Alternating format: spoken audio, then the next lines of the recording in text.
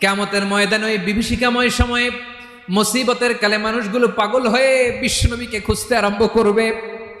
সবাই মিলে বিশ্বনবীর কাছে যেয়ে বলবে, ইয়া রাহমাতাল লিল আলামিন, ইয়া খাতামান নবীন, রাহমাতাল লিল আলামিন।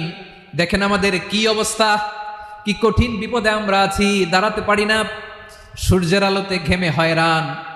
আজকে কেউ সুপারিশ করতে পারবে না।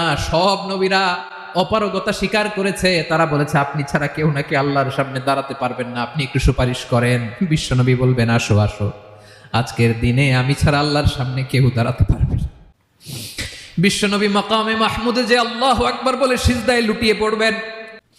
আল্লাহ রাব্বুল আলামিন বিশ্বনবীকে এমন কিছু চমৎকার শব্দ শিখাবেন, ওই শব্দগুলো দিয়ে আল্লাহর প্রশংসা করে বিশ্বনবী কাঁদতে আরম্ভ করবেন। বিশ্বনবী এমন ভাবে অজর দ্বারায় সিজদায় লুটিয়ে পড়ে কাঁদবেন, রব্বুল আলামিনের রহমতের দরিয়ায় জোশ লেগে যাবে।